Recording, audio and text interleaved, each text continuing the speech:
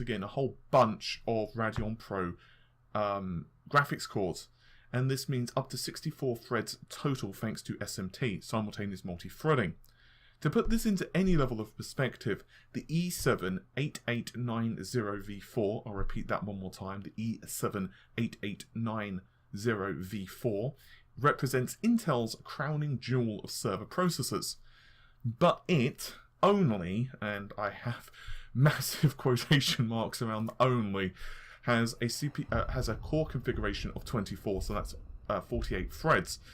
Now, obviously, there are some questions regarding Zen's clock speed and how it's going to compare against Intel's server clock speeds, because frankly, we just don't know. I mean, I can tell you that the engineering sample of Zen is running at 3 GHz, but that's not indicative of either the desktop version or what the server core versions are going to run at. They could be slightly lower clock speed, especially when we talk about the cooling in just a moment, or they could be higher clock speed. We just don't know. But either way, in terms of core configuration, it's very impressive.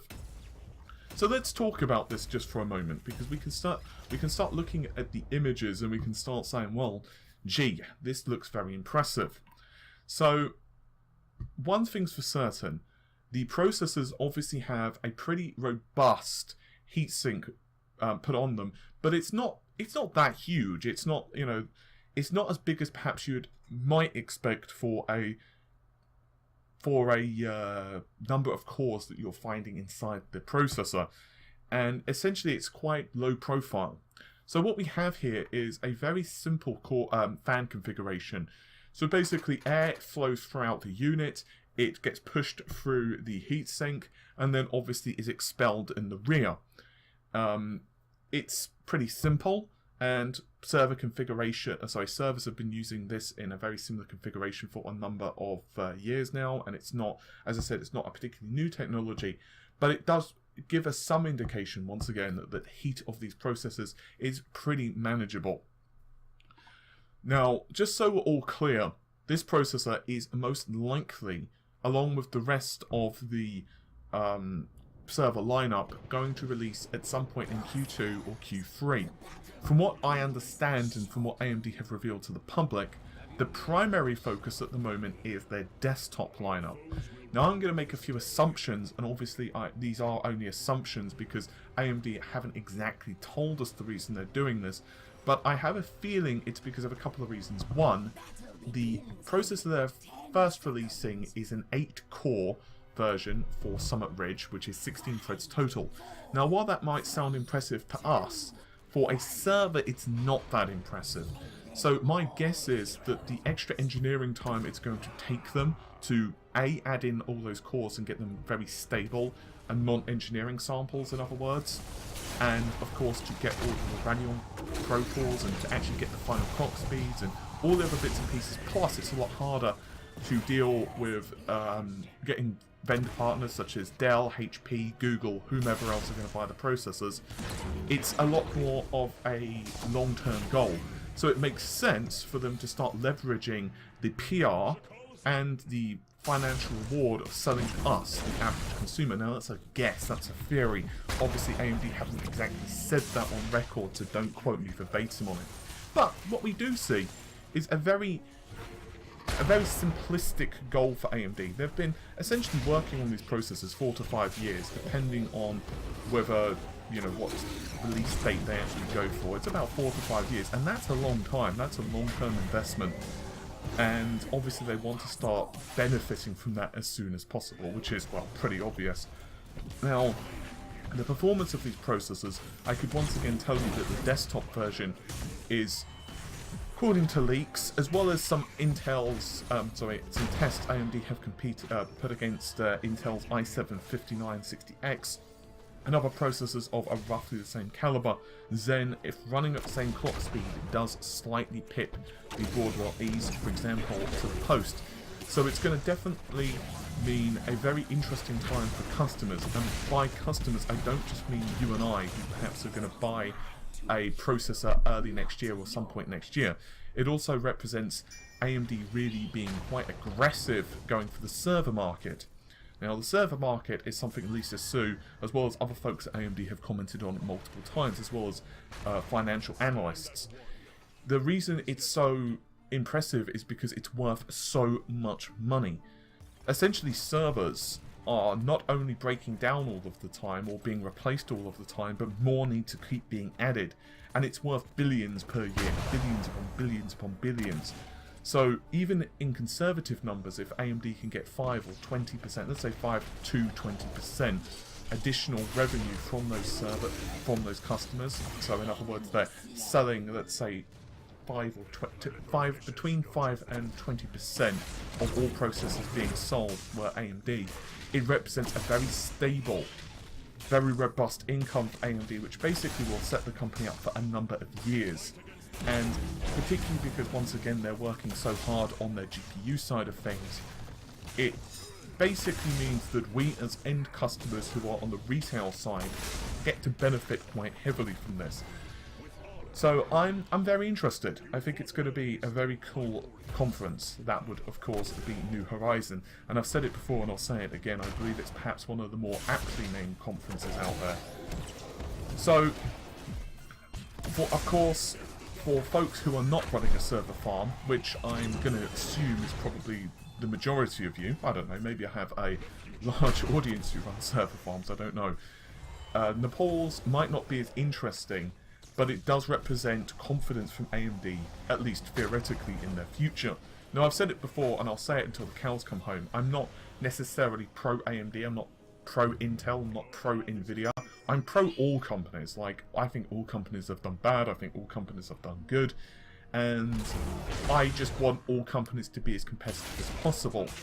But it does mean that for us, for gamers especially, it's going to be a crazy couple of months in the early parts of 2017, because we know Kaby Lake is going to be released, we know Zen is going to be released, and we're hearing rumours about various GPUs, and it means that for the first time in quite a while, we should have quite a shake-up in the processor market, because at the moment, it's very easy for someone to recommend a processor. It's actually one of the reasons I've not done a buyer's guide for a while, because it's pretty cut and dry. If you've got like $300 to spend on a processor, you're really between either buying a 6600K or a 6700K. If you've got perhaps a little more, then maybe you'll go with something along the lines of a 5820K or whatever. And if you don't have that amount of money, you might go on eBay and buy an older Haswell, or you might decide to go for an FX 8350 or something, which does still represent really good value for money. It's not very difficult to put a buyer's guide together, to be honest. So I think next year it's going to be a lot different, and we'll have to see. At the end of the day, I don't have a vested interest. AMD are not sponsoring me, nor are Intel or any other company. So I'll frankly buy or recommend the best processor, the best hardware to anyone, because I'm servicing you, not them. But I do have quite a lot of hope that it is a very impressive piece of hardware, because that, once again, gives us as customers a much better choice. Anyway, hopefully you've enjoyed the video, and apologies for sounding a little, I don't know, preachy or rambly towards the end. It was supposed to be a lot shorter than this, but it, alas, didn't really end up being. Normal things, if you've liked the video, subscribe and all of that. We have a lot of hardware we need to review, including a couple of keyboards, a headset, which has just arrived, so we need to review those, as well as some other bits and pieces over the next couple of weeks. So definitely stick with us throughout the Christmas period, and perhaps longer. I'll see you all soon. Take care of yourselves. Bye for now.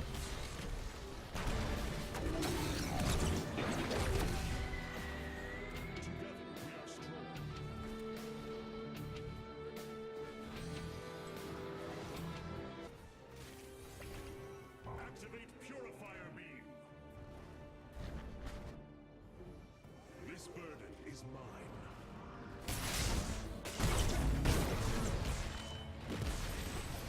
Ladies and gentlemen, my name's Paul, and in this video, we're going to be discussing AMD's recent comments regarding Vader, specifically what their performance will be in the marketplace, the release date, and a few other bits and pieces.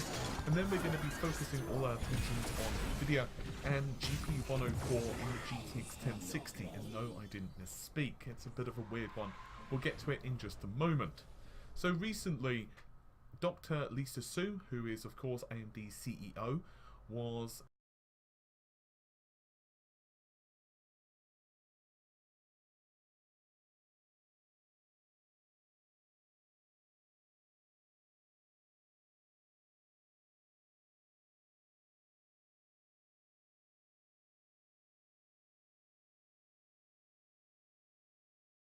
The future is ours.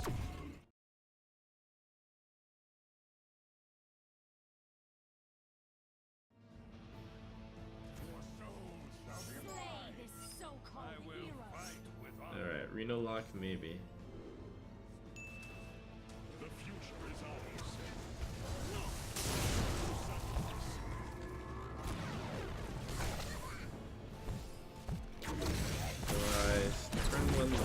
Do I turn one run? Or do I wait for more? It's Reno Lock if you get one more value. Even though I have... Yeah, that's...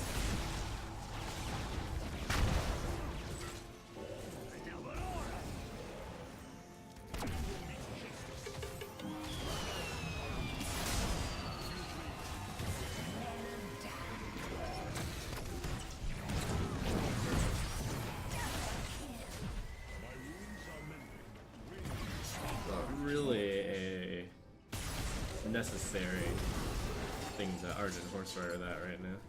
And just push the button a few times. We'll take care of that eventually. Welcome to Greedsville. Greedsville and Valley Town. Hope I didn't take a wrong turn somewhere.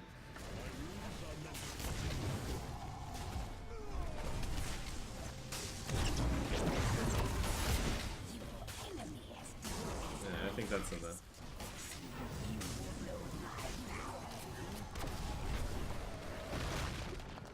Second rate bruiser. If that lives, I can fight Promoter the next turn.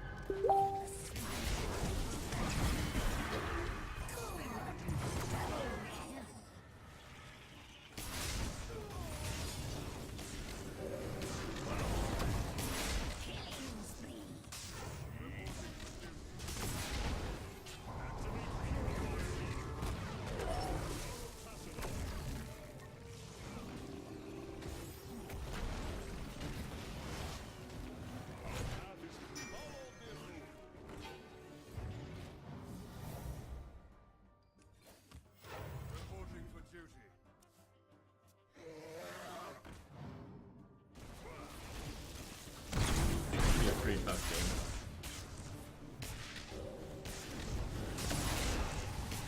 Have like an anti-aggro hand against Reno Lock.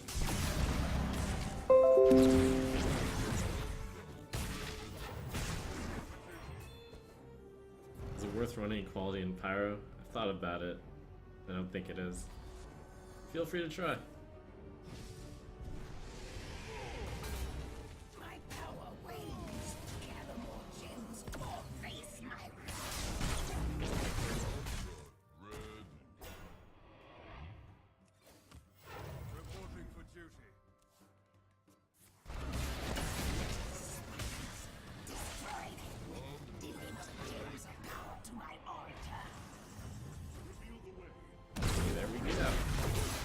Actually, that into that.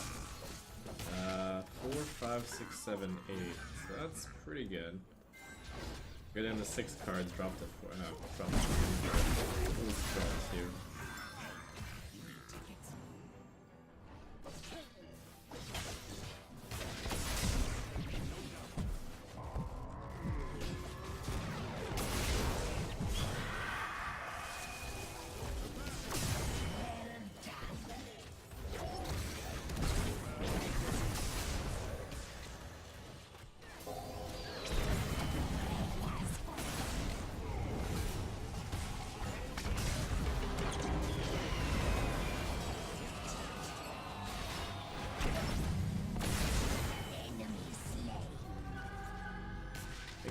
Rider, Balbor, Acolyte is actually the way to go.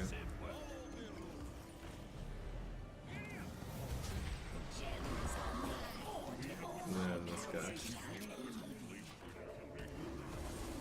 Alright, bunch of card refilling. Even though it looks like my hand is a bit empty.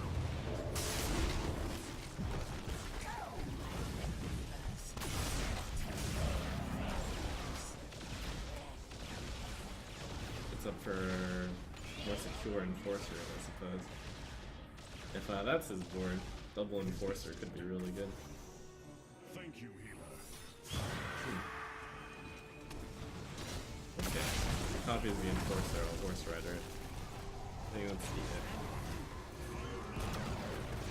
Okay.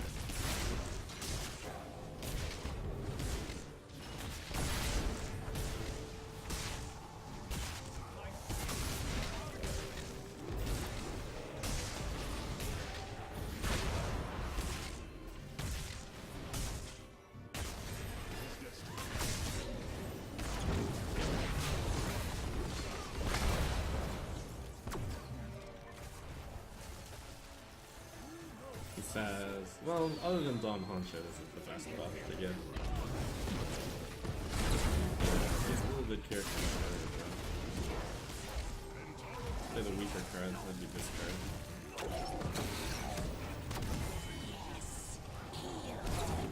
Another question mark? If it's a twisting, then it's a problem game.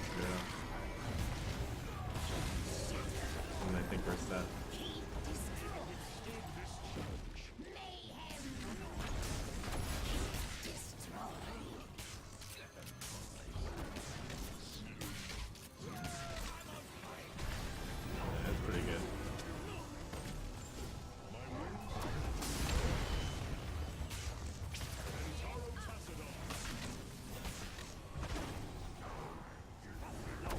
Ragnarok Slayer.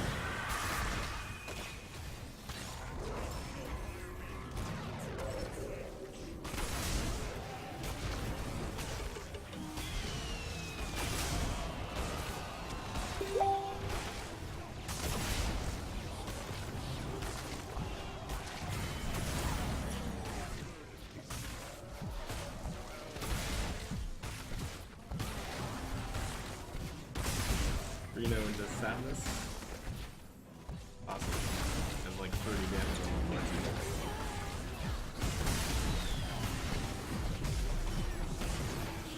Reminds me of Big Game Hunter, except slightly better.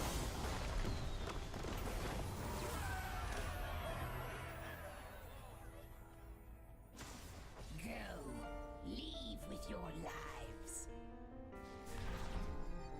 MVP.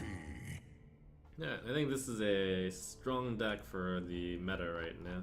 I mean, even I have cut off the 7, 8, and 9 drop, so it goes to show that I am loosening my greed. But still, in terms of value, I was way over there. Now I'm placing myself to like still on the greedy side, but a little bit closer to the middle. Maybe I can just bully pirate decks all the way up. That'd be pretty fun. I actually find that pretty fun too, so there's some people who are happy that there are aggro decks running around. They're decks that you can bully, in theory. Not now though. Kept his whole hand and is gonna play his top deck. Oh man. Maybe it's Patches.